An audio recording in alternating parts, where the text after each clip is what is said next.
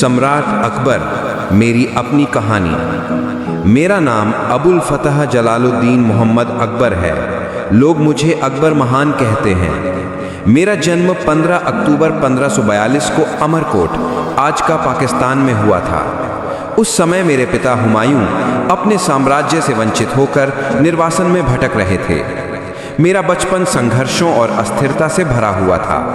बचपन और शुरुआती संघर्ष।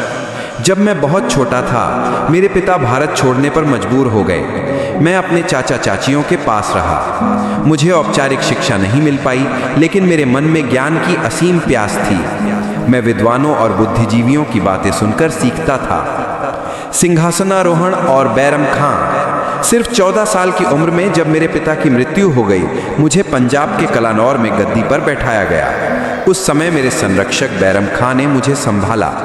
उन्होंने मेरी ओर से पानीपत की दूसरी लड़ाई लड़ी और वीर योद्धा हेमू को पराजित किया। इससे मेरा साम्राज्य मजबूत हुआ। बैरम खां मेरे लिए पिता समान थे, लेकिन 1560 में मैंने स्वतंत्र शासन की शुरुआत करने के लिए उन्हें हज की ओर रवाना कर दिया। साम्राज्य का विस्तार और राजपूत नीति। मेरे शासनकाल में मुगल साम्राज्य का विस्तार हुआ। मैंने गुजरात, बंगाल, मालवा और कश्मीर जैसे प्रदेशों को अपने साम्राज्य में शामिल किया।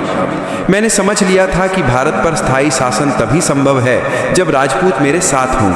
इसलिए मैंने उनके साथ मित्रता और विवाह संबंध स्थापित किए। मैंने आमेर के राजा भारमल की पुत्री हरकाबाई, जोधाबाई से विवाह किया। कई राजपूत राजा मेरे दरबार में उच्च पदों पर नियुक्त हुए। राजा मान सिंह मेरे वीर सेनापतियों में से एक थे और टोडरमल ने मेरे साम्राज्य की राजस्व व्यवस्था को नई दिशा दी। मेरे प्रशासनिक सुधार। मैंने मनसबदारी प्रणाली लागू की, जिसमें हर अधिकारी को उसकी रैंक और सेना के आधार पर पद दिया जाता था। मेरे वित्त मंत्री टोडरमल ने दहशाला प्रणाली शुरू की, जिससे किसानों पर कर वसूली न्यायपूर्ण हो गई। मैंने जजिया और तीर्थ यात्रा कर समाप्त कर दिया, ताकि हर धर्म का व्यक्ति समान रूप से सम्मान पा सके। मेरी धार्मिक सोच। मेरा मानना था कि हर धर्म में कुछ अच्छा होता है। इसी सोच के कारण मैंने सुलह-ए-कुल यानी सबके साथ शांति की नीति अपनाई।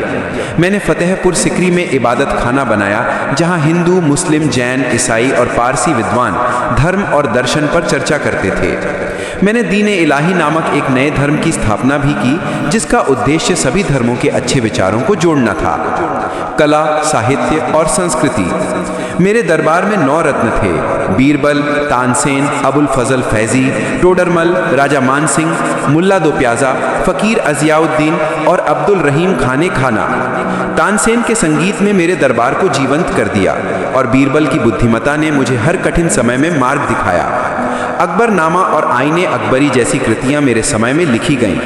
मैंने चित्रकला को भी प्रोत्साहन दिया। रामायण और महाभारत को फारसी में अनुवाद करवाया और चित्रों से सजवाया। मेरी इमारतें। मैंने आगरा का किला, लाहौर का किला और फतेहपुर सिकरी जैसे भव्य नगर बनवाए।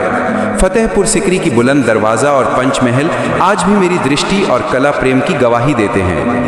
मेरा व्यक्तित्व। भले ही मैं लिखना पढ़ना नहीं जानता था, पर ज्ञान की प्यास हमेशा रही। रातों को भी मैं विद्वानों और संतों से चर्चा करता। मुझे विश्वास था कि एक शासक को केवल तलवार से नहीं, बल्कि न्याय और समानता से भी राज करना चाहिए। मेरी विरासत। 27 अक्टूबर 1605 को इस नश्वर शरीर को छोड़ने के बाद भी मैं जानता हूं कि मेरी नीतियां और विचार जीवित रहेंगे। मैंने भारत को एकजुट और शक्तिशाली बनाने का सपना देखा था। मेरी सबसे बड़ी पहचान यही है कि मैंने धर्म और जाति से ऊपर उठकर शासन किया और भारत को एक सुनहरा युग दिया।